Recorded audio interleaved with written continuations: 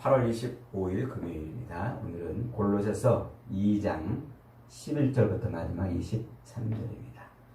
골로새 교회 무엇이 문제였을까? 두 번째입니다. 어제에 이어서 오늘은 두 번째. 골로새 교회는 바울이 세운 교회가 아니에요.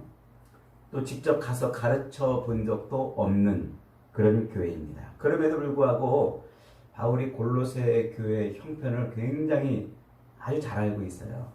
그래서 골로새에서 이 편지에 기록해 놓고 있는 이 내용들을 보면 골로새 교회를 마치 손바닥 들여다보듯이 보고 있음을 알 수가 있습니다. 아마도 이제 이 골로새 교회에서 온 요 에바브라를 굉장히 잘 알고 있는 알고 있었고, 또 에바브라뿐만 아니라 같은 골로새 사람인 빌레몬도 바울이 굉장히 아주 친한 그런 관계였었죠. 바울이 빌레몬에게 보내는 빌레몬서에 의하면 빌레몬의 집에 교회가 있었어요. 그 교회가 골로새 교회인지 아닌지는 분명하지 않아요. 그러나 대체적으로 볼 때 그 빌레몬의 집에 있는 교회가 골로새 교회일 가능성이 많아요. 왜냐하면 바울이 가서 복음을 전하면서 교회를 세우는 곳은 한 지역에 하나의 교회만 세웠거든요. 그러니까 한 지역에 여러 교회가 있지를 않았어요. 뿐만 아니라 이 골로새가 고향인 이 에바브라나 또 이 빌레몬 모두가 다 그 같은 골로새 사람입니다. 그 당시 골로새는 뭐 큰 아주 대도시는 아니고 조그만 시골 도시라고 그랬죠. 또 이제 이 에바브라와 빌레몬, 바울은 이 둘과 굉장히 아주 막역한 사이고, 또 오늘 우리가 읽은 이 골로새서 맨 마지막 4장 마지막 절에 가면은 에바브라가 빌레몬에게 안부를 묻는 내용을 적어놨어요. 그러니까 에바브라와 빌레몬도 서로 지금 잘 알고 있는 그런 상황인 거죠. 그렇게 아마 이 바울이 골로새 교회를 직접 세우거나 혹은 가보지 않았더라도 그 교회 형편은 뭐 누구보다 잘 알고 있었던 것으로 그렇게 보여집니다. 그 다음에 이제 이 골로새라는 동네는 이 터키, 지금의 터키의 중서부 지역에 있는 그 터키 지도의 한 서쪽에서 중앙으로 약간 들어와서 있는 부르기아 지방에 있는 한 마을입니다. 근데 여기는 이제 어디랑 가깝냐면은 이 시리아에서 그렇게 멀지 않아요. 수리아에서 옛날에 BC 721년에 아수르에 의해서 북이스라엘이 멸망하죠. 그때 그 아수르에 의해서 북이스라엘이 멸망할 때 그 아수르가 쓴 식민 정책이 뭐냐면 그 자기네가 정복한 그 나라가 다시 독립을 꾀하지 못하도록 이주 혼혈 정책을 써요. 그래서 그 점령한 그 지역에 있는 사람들을 다른 지역으로 이주시키고, 다른 지역에 있는 사람들을 그 점령한 지역으로 이주시키는 이런 혼혈 정책을 씁니다.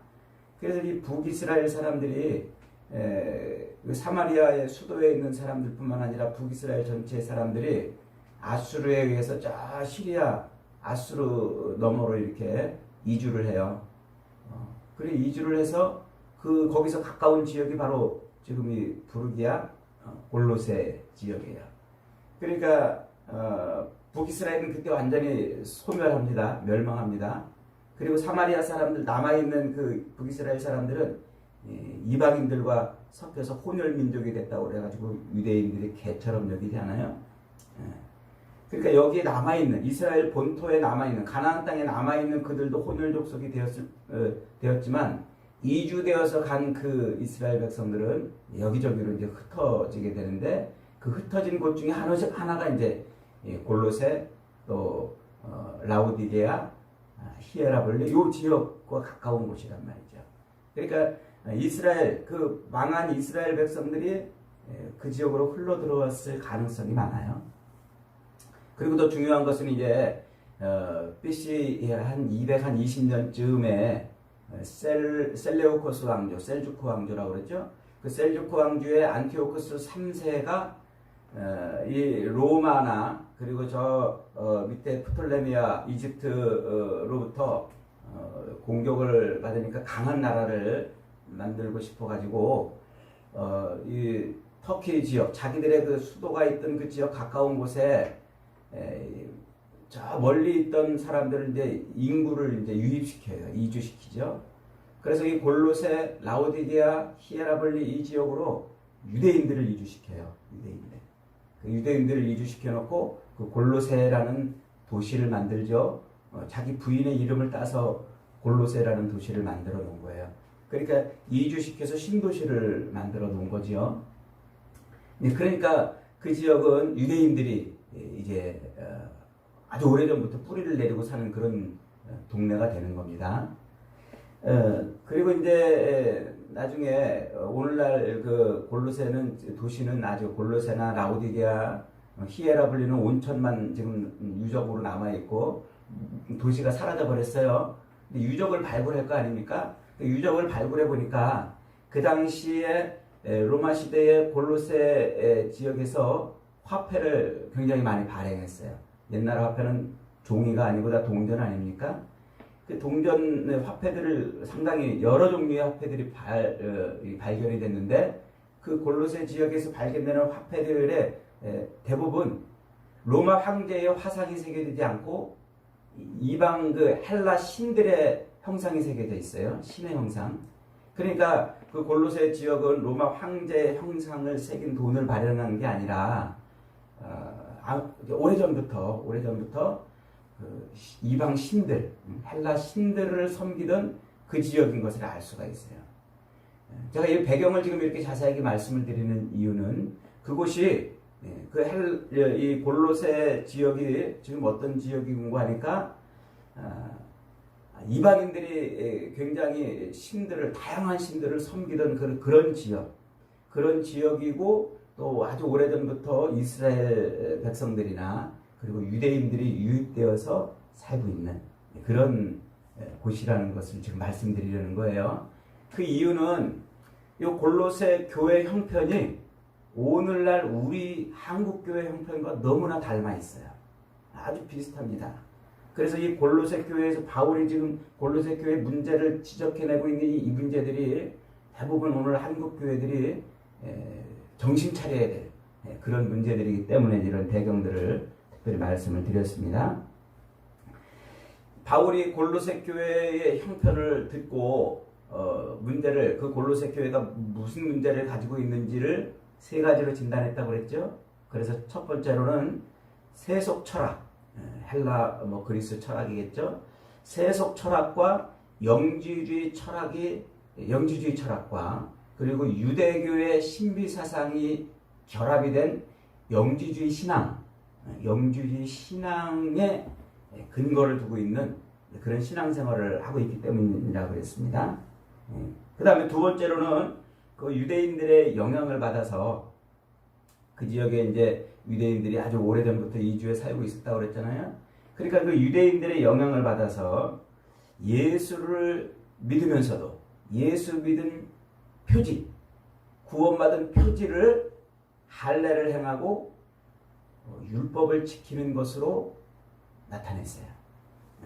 그러니까 예수 믿는 표지가 뭐냐? 그게 할례 행함, 율법 준수 이런 것들이란 말이죠. 그 다음에 이제 세 번째가 그 지역에 이제 아마 오래전부터 뿌리 깊은 이런 세속 종교가 넘쳐나고 있다고 그랬죠. 그러니까 그 세속 종교와 그리고 천사들을 숭배하는 이런 세속 신앙 그리고 기복 신앙, 복을 갈구하는 그 기복 신앙이 아주 강하게 나타나고 있어요. 요게 지금 골로새 교회가 가지고 있는 이런 문제들인 거죠. 어제 우리가 첫 번째 문제를 살펴봤죠. 세속 철학과 영지주의 그 신앙이 버무려진 그런 신앙을 지금 골로새 교인들이 가지고 있다는 겁니다. 영지주의 신앙이라는 것은 그 당시에 유행하던 그리스 철학과 그리고 영지주의 철학 그리고 유대교의 그 신비 사상이 결합이 된 그런 형태의 신앙입니다.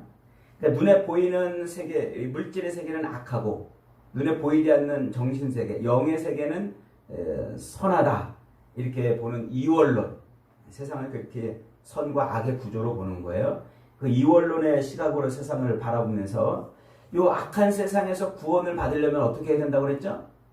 영지, 그 구별된 지식을, 특별한 지식을, 영지, 그 비밀스러운 지식을 터득하면, 그걸 가지면 그럼 구원을 세상에서, 이 악한 세상에서 구원을 얻을 수 있다고 본 거예요. 그리고 그 특별 지식, 그 영지는 물질 세계가 아닌, 그 눈에 보이는 물질 세계가 아닌 영의 세계를 지배하는 신으로부터 얻을 수 있는 거예요. 그 영의 세계를 지배하는 신으로부터 그 물질 세계에서 구원받을 수 있는 특별한 지식을 얻는데 어떻게 얻는다고요? 영적인 깊은 묵상. 그래서 그 영의 세계를 통치하는 그 신과 교통하는 거죠. 그래서 이 영적인 깊은 묵상과 이 눈에 보이는 물질 세계, 이게 악하다고 그랬죠? 이 눈에 보이는 이 물질 세계에 나타난 자기의 삶, 이 악한 세상에서 드러난 자기의 삶이 어떤가? 그 삶을 들여다보는 거예요. 그러면서 내가 지금 이 악한 세상에서 오염되어 있구나. 더러운 세상에 지금 내가 휩쓸려 살고 있구나. 이런 것을 이제 발견해내는 거예요. 그렇게 발견해내면서 이 악한 세상에 내가 지금 여기에 붙들려 있네. 요걸 깨닫는 거예요. 요걸 깨달을 때 그 영지, 영의 세계를 통치하는 신으로부터 특별한 지식을 터득하게 되는 거죠. 요런 신앙의 형태, 요런 신앙이 그 당시 바울이 가는 곳마다, 교회를 세우는 곳마다 교회들을 어지럽힌 그런 문제들입니다. 그래서 기독교 초대 기독교 역사를 보면 이 영주주의 철학과 영주주의 신앙이 교회를 굉장히 혼란하게 만들었던 것을 볼 수가 있어요. 그런데 이제 20세기 들어와서, 오늘날이죠. 20세기 들어와서 이 영주주의 철학, 세상을 그렇게 선과 물질과 영의 세계로 나누고 선과 악으로 이렇게 구분해서 특별한 지식을 얻어야 구원을 얻는다는 그 영주주의 철학, 그 영주주의 철학은 무엇으로 옷을 갈아입냐면 뉴 에이지 사상으로 갈아입어요. 뉴 에이지라는 말 들어보셨나요? 뉴 에이지. 이 영주주의 철학의 반대급부로 나타나는 게 뉴 에이지 운동이에요. 이 뉴 에이지 철학은 영주주의는 세상을 선과 악으로 구분한다고 그랬죠. 물질 세계와 정신 세계 구분하는데 뉴 에이지 사상은 세상을 하나로 통합해서 보는 거예요. 모든 물질, 모든 만물이 다 서로 통한다고 이렇게 이제 보는 거예요. 그러면서 이 영주주의에서 가지고 있는 그 깊은 영적인 지식과 깨달음에 대한 탐구, 그래서 지식을 얻는 이런 탐구, 이것을 이제 그대로 가지고 들어와서 뉴에이지 사상이 그것을 통해서 그 영의 세계로 들어가는 것이 아니라 만물과 통합하는 세계로 들어가는 것이다. 이렇게 이제 주장을 합니다. 그래서 영주주의는 물질 세계를 눈에 보이는 이 세상을 결함이 있거나 부패한 창조물로 보고 더 높은 영적인 추구를 통해서 악한 세상에서, 이 죄악된 세상에서 벗어나는 것을 구원이라고 본다고 그랬죠. 반면에 이 뉴에이지 사상은 모든 물질 세계가 서로 상호 다 연결이 되어 있어요. 만물이 서로, 그래서 인간도 그 만물과 서로 이렇게 연결되어 있고, 인간도 우주의 질서의 한 부분으로 봐요. 그래서 그 만물의 질서를 이해하고, 그리고 그 만물의 질서를 깨닫고, 그 만물과 합해서 그 질서 안에서 살아가는 삶, 그게 선이에요. 그게 구원이에요. 그러니까 만물처럼 사는 거예요. 만물처럼. 그러니까 영지주의는 물질 세계를 통치하는 신과 대비되는 초월된 그 영의 세계를 통치하는 신을 추구하고 그 신을 갈망합니다.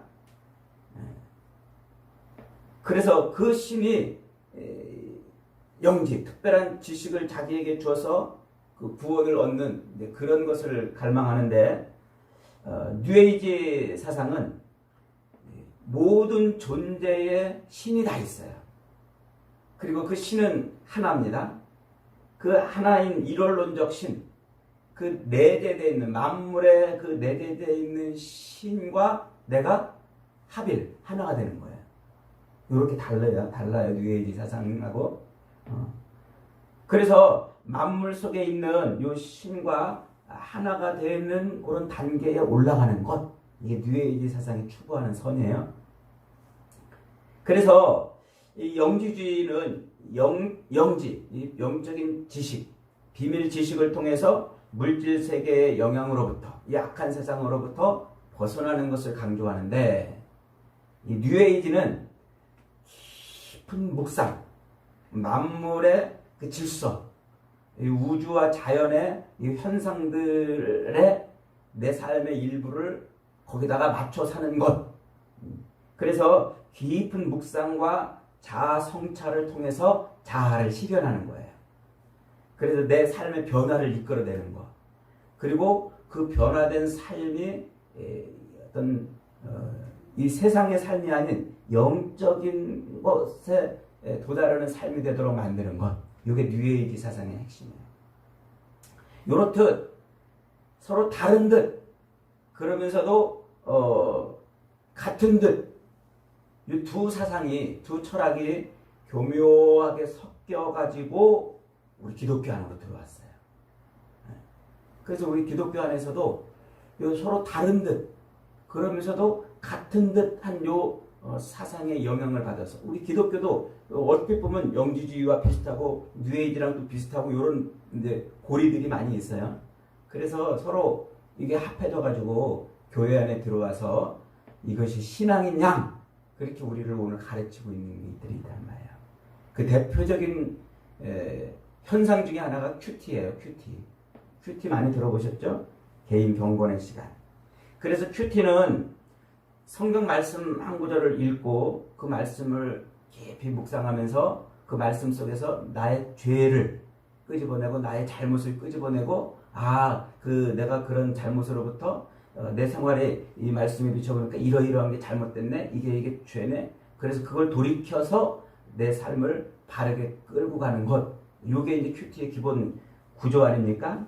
그런데 이 큐티는 성경 말씀 전체를 이해하는 게 아니라 성경을 이게 역사적이고 계시적인 관점으로 성경을 이해하는 것이 아니라 그 한 구절을 딱 끄집어내 가지고 내 개인의 삶에 비춰서 개인화시켜요. 개인화. 그래서 한 구절, 한 단어를 통해서 내 개인의 현실의 삶을 파악하고 내 삶을 억누르는 부조리한 삶과 죄들을 끄집어내요. 그 한 절을 읽고 내가 지금 이 말씀에 의하니까 내 이런 게 잘못됐네 저런 게 잘못됐네 나 누구랑 지금 싸우고 있는데 누구를 용서하지 못하고 있는데 내가 지금 그러고 있네 이렇게 끄집어내 가지고 그것으로부터 삶을 돌이켜요. 그럼 용서해야지. 그럼 내가 뭐 해야지 돌이켜야지. 이렇게. 그래서 거기서 발견한 그 선한 것에 내 삶을 맞춰 나가는 것. 그것이 큐티의 삶이 지금 추구하는 겁니다. 그게 영지주의 철학과 뉴에이지 사상이 교묘하게 섞여 있는 그런 형태의 오늘 모습이라는 겁니다. 오늘날 큐티의 가장 큰 문제점은 성경 전체를 보지 못하게 만들어요. 그래서 성경 전체를 보지 못하게 만들고 성경에서 말하고자 하는 뜻이 뭔지를 잘 몰라요. 오늘날 한국교회 성도들이 성경을 다 몰라요. 이단들이 이렇게 활개치는 이유가 성경을 모르기 때문에 그래요. 그러니까 어느 구절 하나 딱 꺼집어가지고 교회를 20년, 30년 다닌 성도한테 이게 무슨 구절이냐고 물어봐도 그걸 몰라요. 그게 성경 전체 속에서 무엇을 말하는 건지를 모른단 말이에요. 모든 성경은 아주 치밀하게 서로 연결되어 있습니다. 하나님의 구원 계시를 보여주고 예수 그리스도에 대해서 증거하고 그러는데 그걸 못 보게 하는 거예요. 그래서 한 구절이나 단어 몇 개를 가지고서 사람들의 죄의식을 건드리고 그들의 영성을 건드리는 데 있어요. 하나님이 말씀하시는 그 계시적 뜻과는 상관없이 성경 구절을 통해서 그 문맥이나 그 문장이나 그 단어를 통해서 자기의 잘못된 것을 돌이켜 그것을 깨닫고 새로운 거기에서 얻은 통찰을 통해서 자기 삶을 바꿔가는 것. 그게 이제 바른 신앙인 것처럼 지금 가르치고 있단 말이에요. 하나님의 뜻을 찾고 하나님의 말씀을 들으려는 것이 아니라 자기 묵상을 통해서 해탈의 경지에 오르려는 것처럼 뉴 에이지 운동가들이 하는 자기 성찰과 같은 시기에 지금 성경 묵상을 하고 있다는 거예요. 모든 큐티가 다 그런 것은 아니겠습니다만 조심해야 돼요. 분별할 수 있어야 됩니다. 성경은 하나님의 감동으로 쓰여졌다고 그랬잖아요. 성령의 영감으로 기록되어 있어요. 그래서 성경은 어느 시대에나 변하지 않고 하나님의 사랑과 구원의 진리를 담아내기 위해서 최고의 언어로, 최고의 문장으로, 최고의 단어를 선택해서 성령이 그렇게 기록하게 하신 책입니다. 그래서 어느 시대에 누가 읽어봐도 그 말씀은 동일하게 하나님의 음성이 들려야 돼요. 그 말씀은. 바울 시대에 읽었던 그 말씀의 뜻하고 오늘 우리가 읽는 말씀의 뜻하고 달라지면 안 돼요. 오늘날 안타까운 게 젊은 목회자들이나 젊은 신학자들 중에 그렇게 말하는 사람들이 있어요. 바울 시대의 상황하고 오늘 우리 시대의 상황하고 다르니까 이 말씀하고 이 말씀이 그 시대에는 이렇게 해석돼야 되고 오늘 이 시대에는 이렇게 해석돼야 된다. 이런 말을 하는 사람들이 있어요. 참 어리석은 사람이에요. 하나님의 말씀은요. 어느 시대나 누구에게나 동일하게 적용되는 말씀이에요. 다르게 해석돼가지고 하나님의 뜻을 전하게 하지 않습니다. 모두가 누가 들어도 어느 시대에 누가 들어도 누가 읽어도 하나님의 분명한 말씀을 읽게 되고 깨닫게 되는 겁니다. 그게 틀리면 그게 되겠습니까? 그럼 성경이 아니지요. 하나님의 뜻과 상관없이 한 단락, 한 문장, 한 단어에 꽂혀서 그것을 자기 삶에 비추어 묵상하고 거기에서 자기 죄를 깨닫고 돌이키는 것이 신앙이라고 한다면 십자가 복음은 우습게 되는 거예요. 예수 그리스도의 십자가 복음은 정말 조롱거리가 될 수밖에 없습니다. 오늘 본문에서 바울은 거기에 대해서 이렇게 외쳐요. 8절 다시 한번 봅니다. 시작. 누가 철학과 헛된 속임수로 너희를 사로잡을까 주의하라. 이것은 사람의 전통과 세상의 초등학문을 따름이요 그리스도를 따름이 아니라 하고 분명히 말하고 있어요. 6절 7절 다시 한번 읽어봅니다. 시작. 너희가 그리스도 예수를 주로 받았으니 그 안에서 행하되 그 안에 뿌리를 박으며 세움을 받아 교훈을 받은 대로 믿음에 굳게 서서 감사함을 넘치게 하라. 성경을 통해서 우리가 발견할 것은 예수 그리스도예요. 그리고 이 성경을 통해서 우리가 발견한 그 예수 그리스도로 충만해지는 것, 그것이 오늘 우리가 말씀을 공부해야 되는 이유인 겁니다.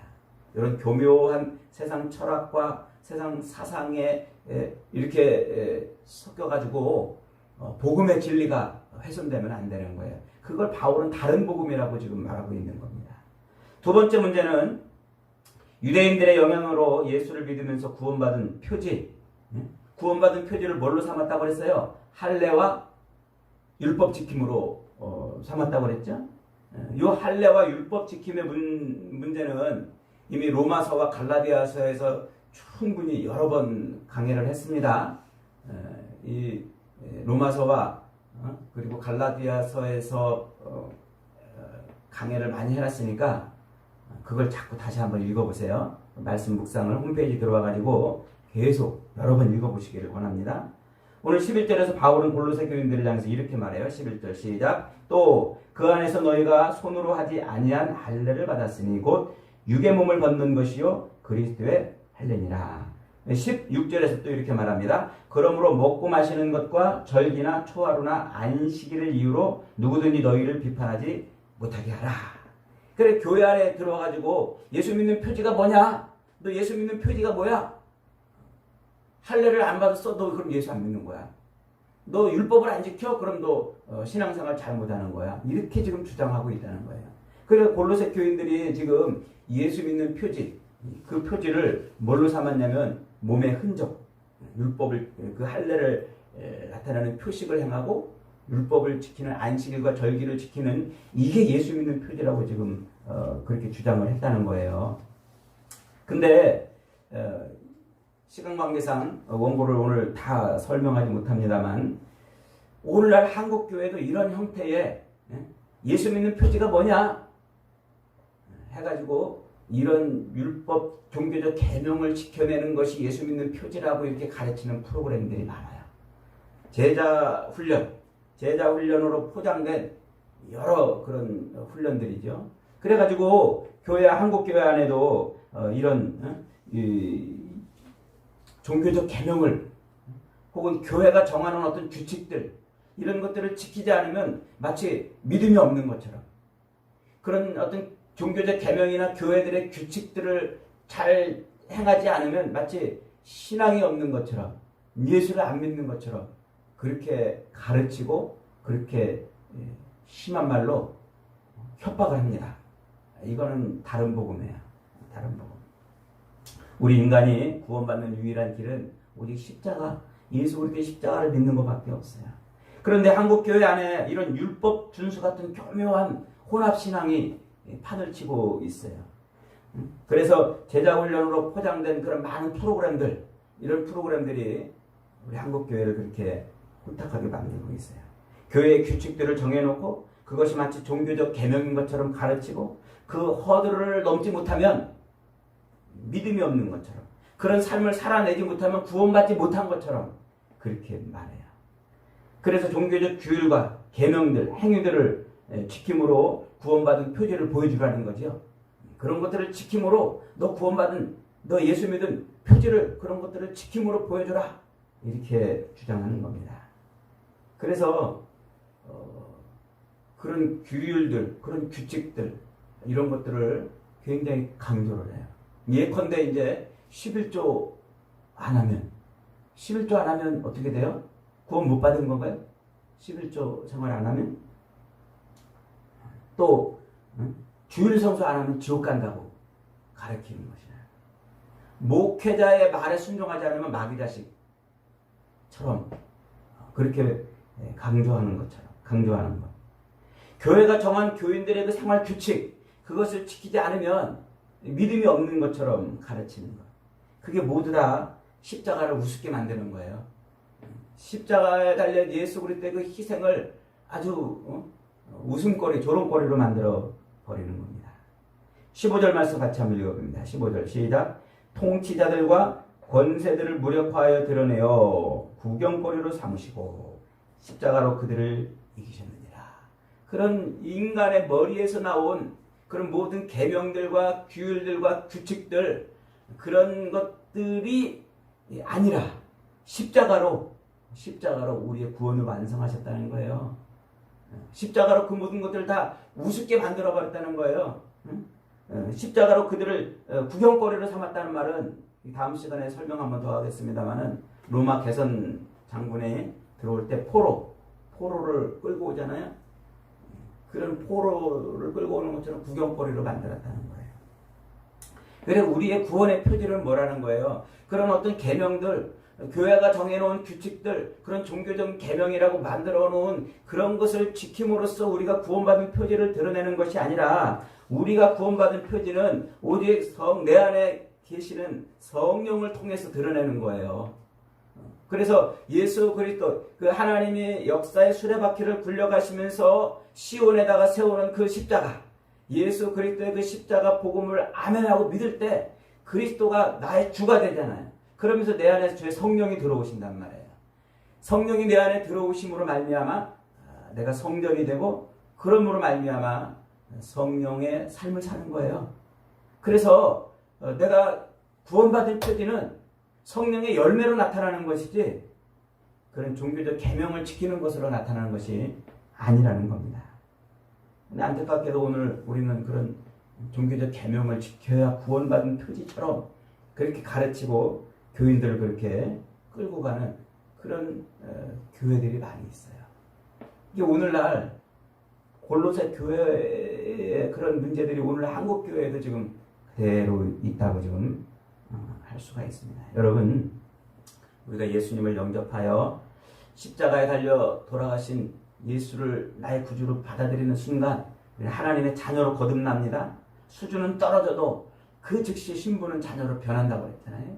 그리고 수준을 자꾸 높여야 돼요. 이제 그리스도의 사람으로 그리스도의 장성한 분량이 충만한 데까지 수준을 높이는 거예요.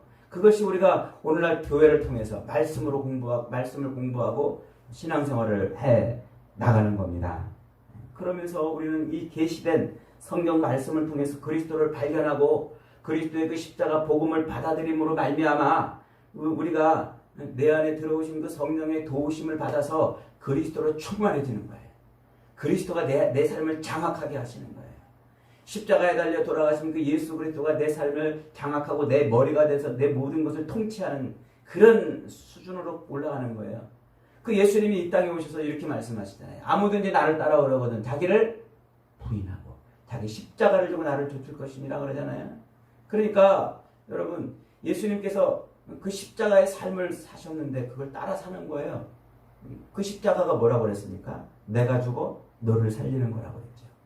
그러니까 우리가 궁극적으로 주님으로 충만해지고 예수 그리스도로 충만해지면 내가 죽어 너를 사는 삶을 사는 거예요. 삶을. 그것이 바로 오늘 우리의 신앙인 겁니다. 세상의 모든 철학들은 내가 죽어 너를 살리는 것이 아니라 저것을 죽여 내가 사는 그것을 가르치고 있지 않습니까? 그래서 세상 철학들은 교회 생활하고 신앙 생활하면서도 예수 믿으면서도 내가 죽어 너를 살리는 그런 삶이 아니라 저것을 죽여 내가 성공하는 그런 삶을 살도록 그렇게 가르치고 있습니다. 이건 다 거짓 복음이에요. 가짜 복음들입니다. 세 번째, 천사 숭배와 기복신앙은 시간 관계상 다음 시간에 다루도록 하겠습니다. 사랑하는 여러분, 저와 여러분은 우리 인간의 머리에서 나온 스스로 꾸며낸 경건과 열심으로 자기 의의를 자랑하려는 사람들이 아닙니다. 십자가에 달려 돌아가신 예수 그리스도를 믿음으로 그분을 내 삶의 주로 섬겨서 나의 머리로 삼아서 그분의 도움으로 내 안에 들어오신 성령을 따라서 그리스도로 충만해지는 삶이 되는 겁니다. 그것이 믿음 생활이고 신앙 생활입니다. 오늘 저와 여러분이 그렇게 그리스도를 나의 머리로 삼아서 성령의 도우심으로 말씀을 읽을 때마다 그리스도로 충만해지는 그런 인생이 되어서 하나님이 기뻐하는 믿음의 삶을 살아내시기를 주님의 이름으로 축복합니다. 아멘.